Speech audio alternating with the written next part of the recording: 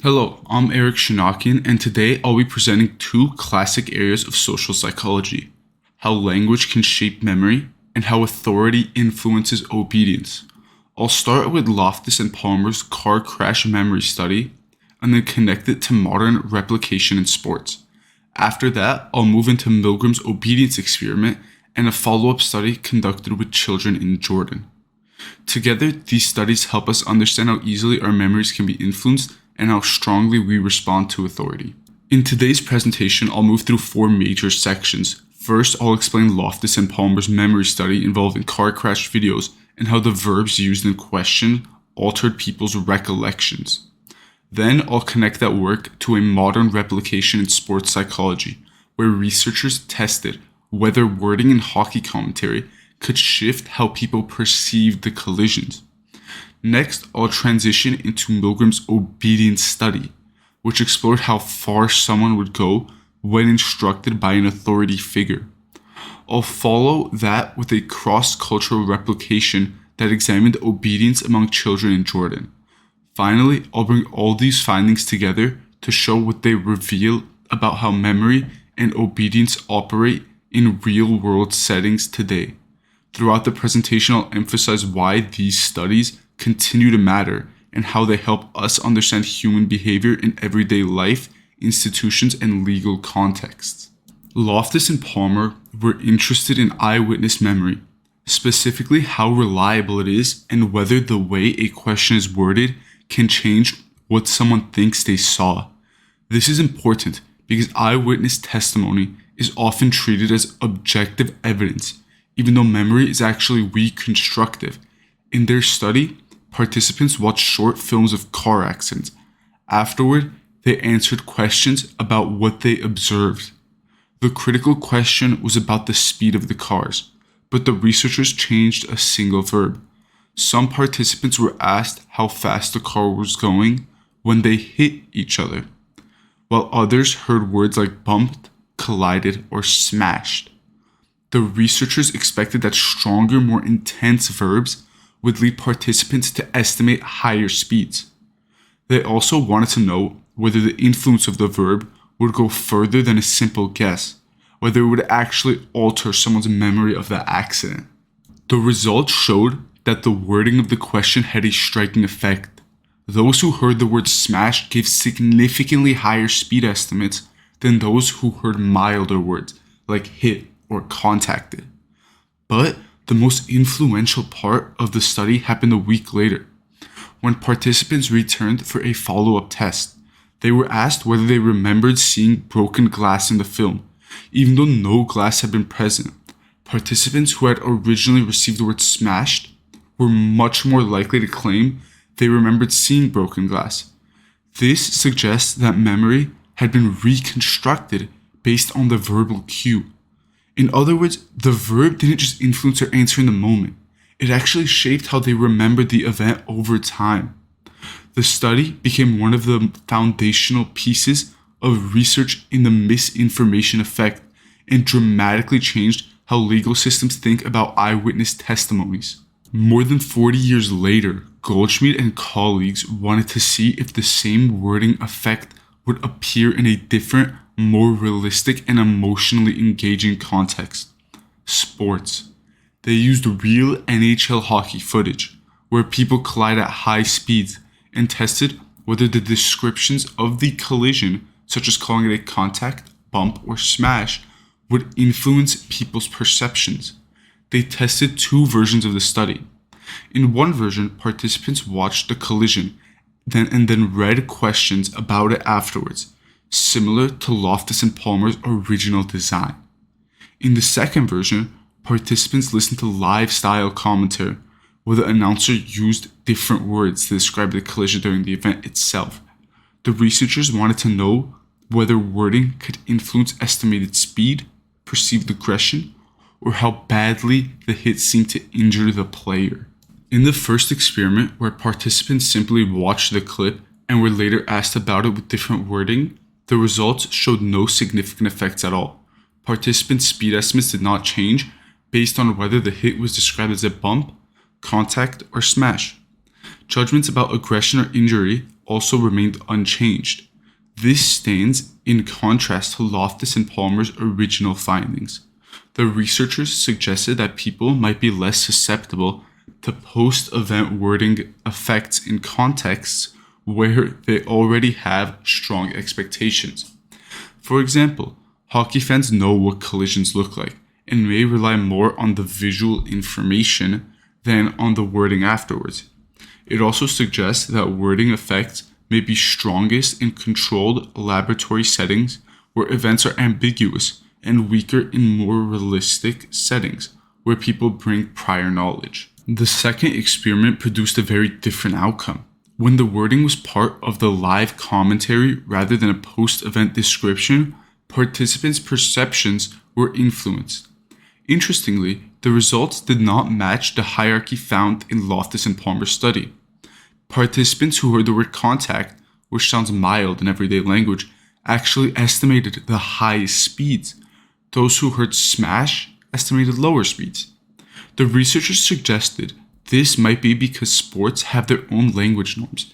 In hockey, contact is tied to the idea of official, forceful physical play, while smash may sound exaggerated or cartoonish and therefore less realistic. Participants who heard the bump commentary rated the repercussions of the hit as less severe. These findings show that wording still shapes perception, but the meaning of a word depends heavily on the domain and on when the wording is introduced. When commentary happens during the event, it can shape how viewers encode the memory in real time. Transitioning to the second classic topic, obedience to authority, Milgram's 1963 study is one of the most famous and controversial experiments in psychology. His question was simple but disturbing. Would ordinary people harm another person if an authority figure instructed them to do so? Milgram was motivated by events such as wartime atrocities, where people often defended their actions by saying they were just following orders. His study created a controlled situation where participants believed they were administering electric shocks to another person, and he observed how far they would go with the electric shocks. Participants were told they were part of a study on learning and punishment. They were assigned the role of teacher, while a Confederate played the learner. Every time the learner made a mistake, the participant was instructed to deliver a shock using a machine that ranged from 15 volts to a maximum of 450 volts. The labels on the machine became increasingly intense. The final level was marked with XXX. The learner, who was not actually being shocked, acted distressed, shouting, begging, and eventually going completely silent. Whenever participants hesitated, the experiment calmly insisted that they continue, using standardized prompts like, "The experiment requires that you continue." The question was whether participants would obey the authoritative experiments or stop to protect the learner, who at points was screaming, begging for the participant to stop. Milgram's findings shocked the psychological community and the general public. Around 65% of participants continued all the way to the maximum shock level, even though they believed they were causing serious harm. Many participants showed clear signs of stress, sweating, trembling, nervous laughter, or hesitation, yet they still obeyed the authority figure. One participant even had a seizure. Milgram concluded that obedience is largely situational. People are willing to follow orders, even harmful ones, when an authority figure encourages them and takes responsibility. This study highlighted the power of social roles and authority in shaping human behavior and raised major ethical issues that still influence research guidelines today. A few years later, Chenab and Yaya wanted to test whether Milgram's obedience effect would appear in a different cultural setting and in a younger population. They conducted the experiment in Jordan with 192 children ages 6 to 16. The study followed a similar format.